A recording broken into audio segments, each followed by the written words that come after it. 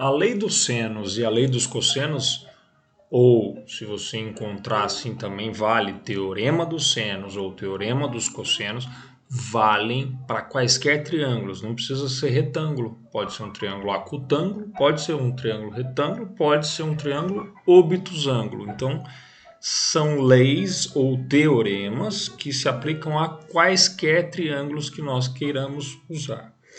Lei dos senos sempre está associada à circunferência que circunscreve o triângulo. Todo triângulo tem uma circunferência que circunscreve ele. Eu vou marcar aqui para a gente tentar associar que os vértices são A, B e C, que os lados opostos aos vértices têm o mesmo nome, então se aqui é o vértice A, o lado oposto é o Azinho, se aqui é o vértice B, o lado oposto é o Bzinho, se aqui é o vértice C, o lado oposto é o Czinho, que os ângulos têm os mesmos nomes dos vértices com um chapéuzinho, então aqui é o A chapéu, esse aqui é o B chapéu, e esse aqui é o C chapéu, e que essa circunferência que circunscreve tem um raio de medida R. Deixa eu fazer um raio aqui. Isso. Que esse raio tem medida R. Ok. O que diz a lei dos senos? Ela vai relacionar lados com os senos dos ângulos opostos. Então eu vou começar. O lado A está para o seno do ângulo oposto a ele, que é o A chapéu. A está para o seno do oposto a ele, que é o A chapéu. Assim como o lado B está para o seno do ângulo oposto a ele, B chapéu. B está para o seno do ângulo oposto a ele, B chapéu. Assim como o lado C está para o seno do ângulo oposto, C chapéu. C está para o seno C chapéu. E que tudo isso vale 2 raios, o diâmetro daquela circunferência que circunscreve o nosso triângulo. Isto é o que a gente chama de lei dos senos ou de teorema dos senos. Tenho que saber? Tem que saber.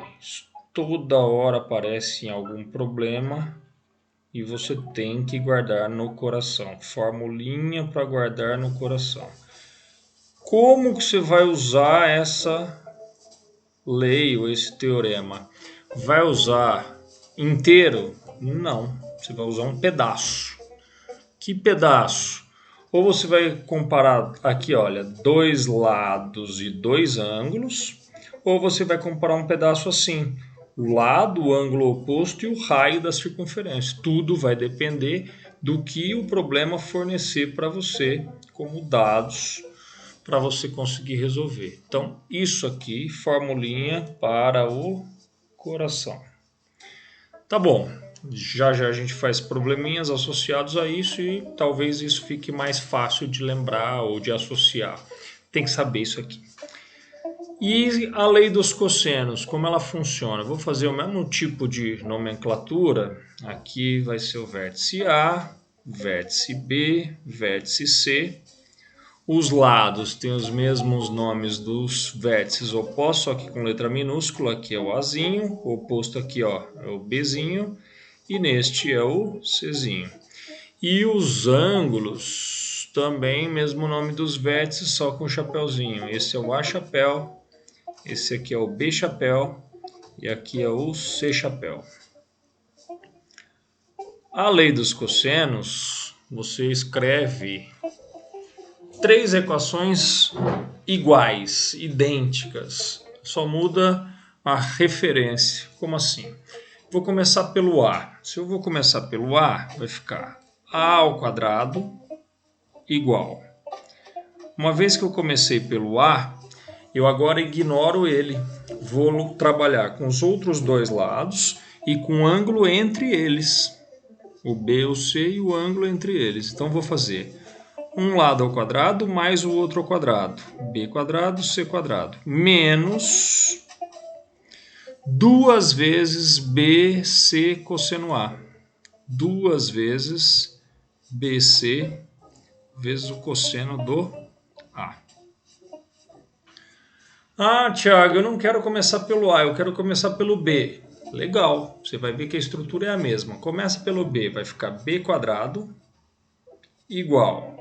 Se você começou pelo B, agora você ignora o B, vai trabalhar com A, com C e com o ângulo entre eles. Então faz A e C, cada um deles ao quadrado, numa soma, A quadrado mais C quadrado, menos 2 vezes A vezes C cosseno B.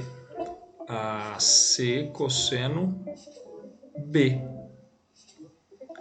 Não, eu prefiro começar pelo lado C. Maravilha, comece pelo C. Ficará C quadrado igual. Se você começou pelo C, agora você vai ignorá-lo e vai trabalhar com AB e o ângulo entre eles. Ficaremos com A quadrado e B quadrado somados menos 2AB cosseno C. 2AB cosseno C. Perceba, as três têm o mesmo formatinho. As três começam com um dos lados ao quadrado, seguem com a soma dos quadrados dos outros dois e terminam sempre fazendo 2 vezes esses dois e o cosseno do ângulo entre eles.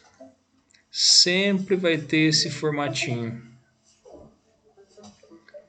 Boa. Também, então, formulinhas para você guardar no seu coração. Uma coisa que é importante de você notar, sempre você vai usar uma dessas equações da lei dos cossenos ou do teorema dos cossenos. Uma só. E é importante que você veja que você começa pelo lado oposto ao ângulo que você vai usar. Veja aí, ó. O A é oposto ao ângulo que você usou. O B é oposto ao ângulo que você usou. B é oposto ao ângulo B. E o C é oposto ao ângulo que você usou. Portanto, aqui também formulinhas para você guardar no seu coração. Essas duas são de extrema importância que você saiba que toda hora aparecem problemas que você tem que saber delas. Bacana. Também é uma dica aqui. Quando é que você usa a lei dos senos? Quando você conhece dois lados e um dos ângulos e quer saber o outro, ou quando você conhece dois ângulos e um dos lados e quer saber o outro lado. Quando é que você usa a lei dos cossenos? Basicamente, quando você conhece dois lados e o ângulo formado por eles. Lembra que aqui são os ângulos opostos aos lados. E aqui você vai usar quando você souber os dois lados e o ângulo formado por eles, para daí descobrir o lado oposto ao ângulo. Pode ser interessante então saber assim. E uma coisa que é mais interessante ainda, uma vez que você está fazendo uso de senos e cossenos, dependendo do ângulo, é que você se lembre, por isso eu marquei aqui um lembrete, da ideia de ciclo trigonométrico. Por que disso, Tiago? Porque vai ter ângulos suplementares que seria interessante que você lembrasse. Deixa eu ver se eu consigo fazer aqui mais ou menos uma ideia. Mais ou menos. Só para você ter um lembrete mesmo.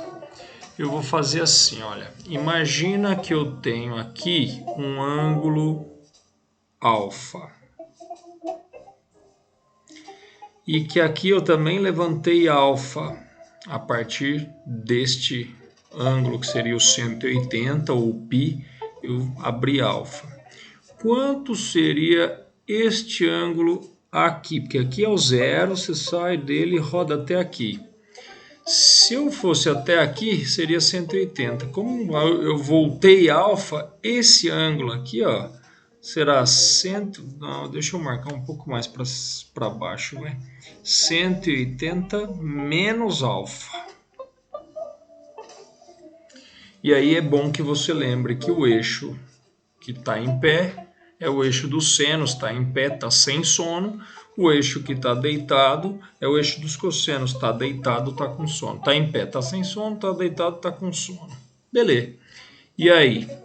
Eu quero que você olhe para este ângulo que marca este pontinho aqui.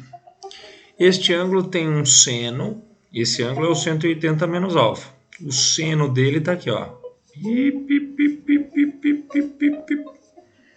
O seno dele é esta distânciazinha aqui, ó.